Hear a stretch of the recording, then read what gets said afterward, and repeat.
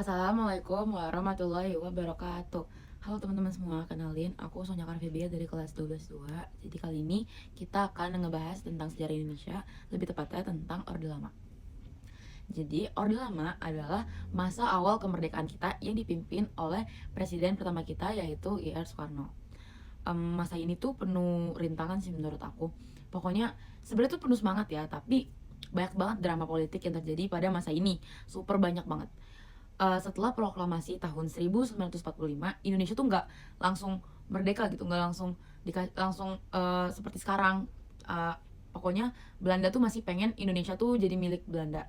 Pokoknya Belanda sampai ngelakuin berbagai perundingan seperti perundingan Renville dan perundingan Linggarjati.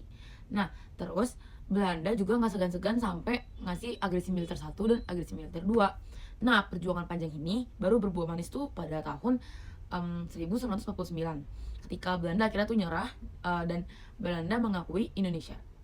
Tapi Indonesia itu nggak langsung berbentuk negara republik seperti sekarang. Jadi awalnya itu kita pakai UUD, emang awalnya kita pakai UUD 1945, tapi sempat ganti ke UUDS tahun 1950 dan berbentuk konstitusi RIS atau Republik Indonesia Serikat. Dan politik kita pada saat itu tuh nggak stabil, bener-bener nggak stabil, banyak banget partainya, kabinetnya ganti-ganti terus banyak keributan gitu, banyak banget ribut. Nah, Soekarno akhirnya tuh bikin dekret 5 Juli tahun 1959. Pokoknya dari dekret 5 Juli itu lahirlah demokrasi terpimpin.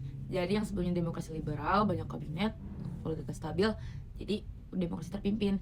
Nah, demokrasi terpimpin ini itu lebih mengutamakan, lebih memberikan power kepada presiden suatu negara itu.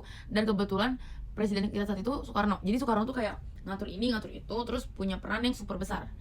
Oke, sayangnya ekonomi kita pada saat itu benar-benar banyak nggak mulus gitu. Inflasi kita tinggi banget, terus utang kita numpuk.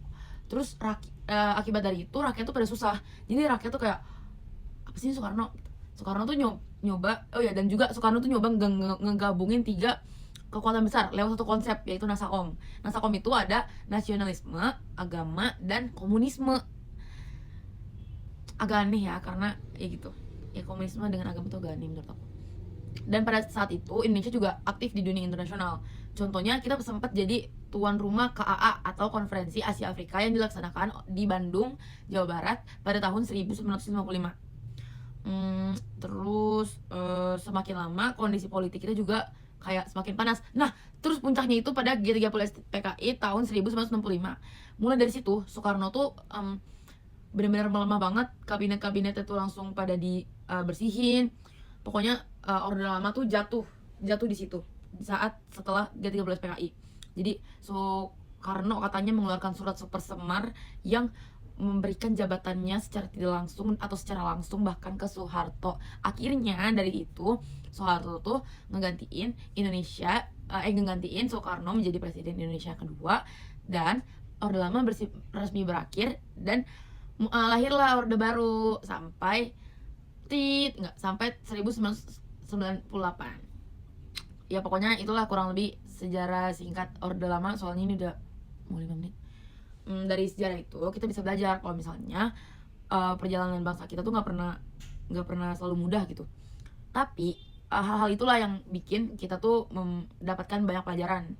Terus ini tuh pelajaran-pelajaran ini sangat berguna bagi generasi kita ke depannya, apalagi kita sekarang gitu yang calon generasi emas.